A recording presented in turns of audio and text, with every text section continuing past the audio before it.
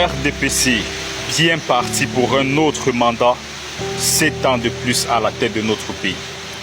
La situation des Camerounais du côté de la Mauritanie, pas seulement des Camerounais mais de d'autres communautés également, mais nous allons rester sur la situation des Camerounais. Jusqu'à quand cette situation va durer, les gars? Jusqu'à quand? Sur cette chaîne, je n'arrête pas de vous dire, nous devons être unis. Lorsque je vois des gens venir ici et nous dire comme quoi les Bamileke ne sont pas les Bétis ne sont pas les anglophones ne sont pas ceci, c'est-à-dire essayer de créer un climat de tribalisme et de haine entre les Camerounais qui sont frères, les gars, je me demande, est-ce que vous êtes conscients, les gars? Est-ce que vous êtes conscients de la situation de ce pays? Je vois le président de l'Assemblée nationale, Kabaye Djibril, qui vient et qui bat campagne haut et fort, sans aucune pitié pour cette jeunesse camerounaise qui souffre.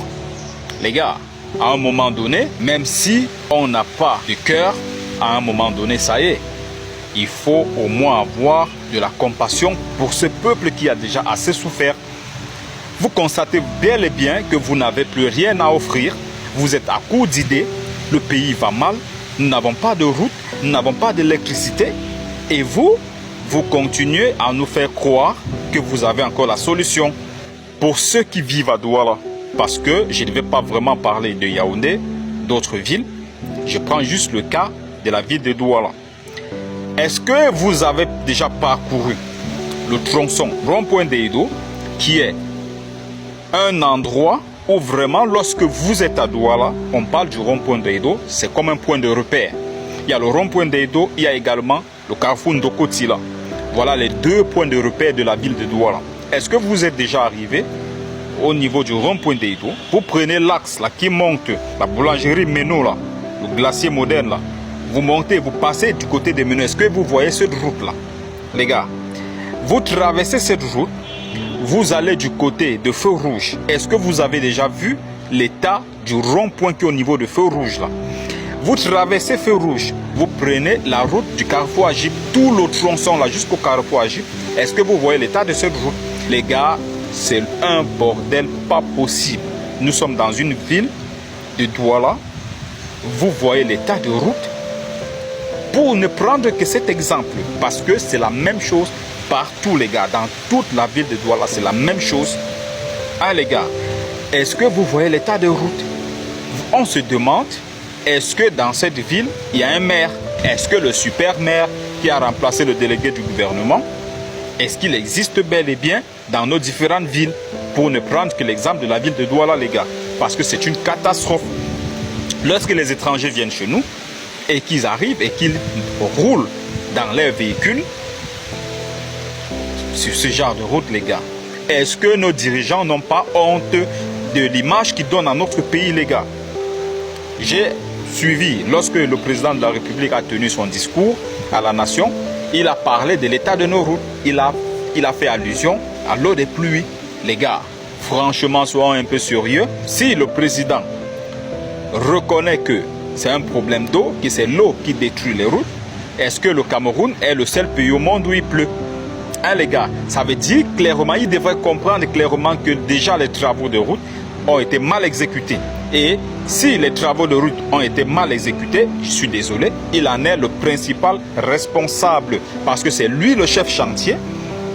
Et les chantiers se déroulent. Il ne sait même pas si les travaux ont été bien exécutés. Il n'est jamais sur le terrain.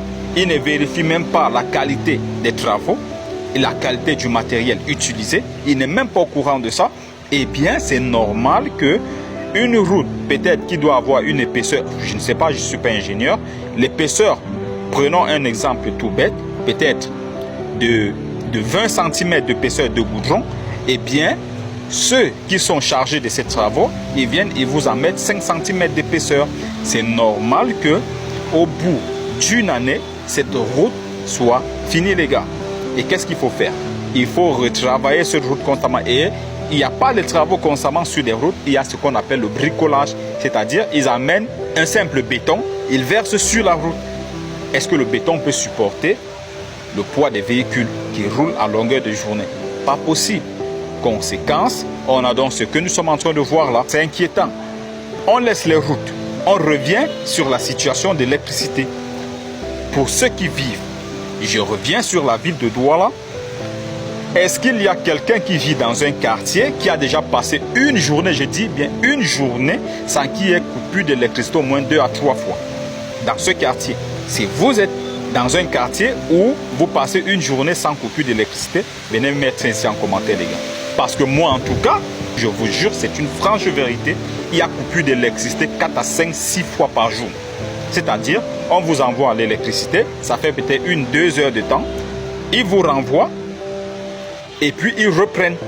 Ils envoient, ils reprennent, ils envoient, ils reprennent. Exactement, on dirait des clignotants. Nous avons un gouvernement qui se sent toujours capable de gérer la situation. Mais attendez un peu, de quelle situation est-ce qu'on nous parle? Quelle est la situation que le gouvernement actuel peut encore gérer? C'est pas possible les gars, c'est pas possible. Et lorsqu'on vous demande d'être unis, de nous arrêter ces histoires de tribalisme, ces histoires de guerre ethnique, ces histoires que, franchement, je vais retenir ma langue ici parce que je peux vous insulter un par un, les gars. Parce que vous m'énervez. Je n'arrive pas à comprendre comment les Camerounais peuvent être là à se faire de la guerre à l'intérieur. Alors que nous avons un seul objectif, les gars, c'est d'amener du changement dans notre pays. C'est d'amener du changement. Ah, les gars, franchement, vous me foutez la haine, les gars. Vous me foutez la haine, vous ne pouvez pas imaginer. Et maintenant, lorsqu'on regarde la situation des Camerounais en Mauritanie, pour ceux qui n'ont pas vu ce qui se passe là-bas, il y a des Camerounais.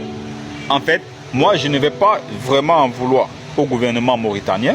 Donc, tous ceux qui passent par la Mauritanie, tous ceux qui quittent le Cameroun, déjà même, la question dont moi je voudrais vous poser, bien sûr que le gouvernement en est le principal responsable. Déjà, je n'ai entendu aucun communiqué de la part du gouvernement camerounais pour protéger ses fils et ses filles qui sont en terre mauritanienne.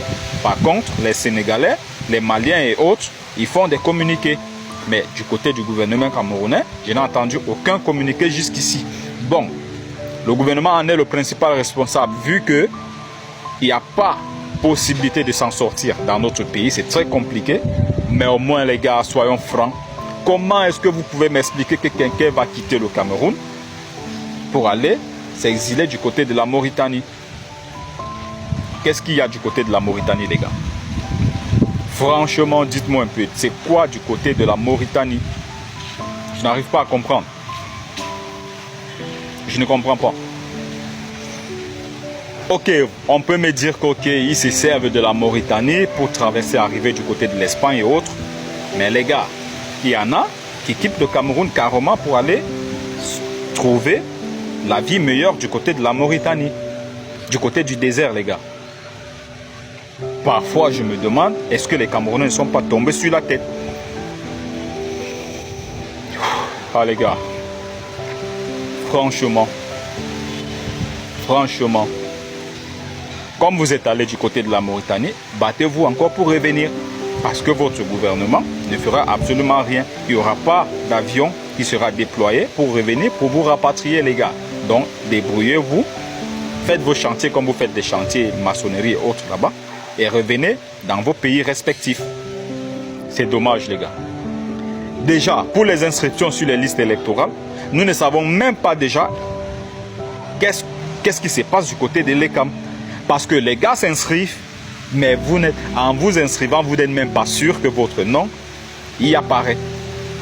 Vous n'êtes même pas sûr. Ça veut dire que vous pouvez aller voter et votre vote ne sert à rien, les gars. Et votre vote ne sert à rien, votre vote est néant. De toutes les façons, les gars, je vous dis, soyons unanimes, les gars. Que tu sois Bassa, que tu sois Ewondo, Boulou, Bamileke, nordiste, anglophone, je ne sais pas, peu importe, voilà, tout, les gars, soyons unanimes, les gars. Soyons unanimes sur une seule chose, nous avons besoin du changement. Nous avons besoin de ce changement. D'où vient-il qu'on arrive ici, dans les réseaux sociaux, on se bat, Bamileke, Ewondo, consort, Boulou et tout. D'où vient-il qu'on se batte entre nous, les gars? Je n'arrive pas à croire, les gars. Je n'arrive pas à croire. La seule chose dont je suis sûr, les gars, dont je peux vous déconseiller carrément, c'est d'aller voter pour le régime actuel. C'est d'aller voter pour le régime.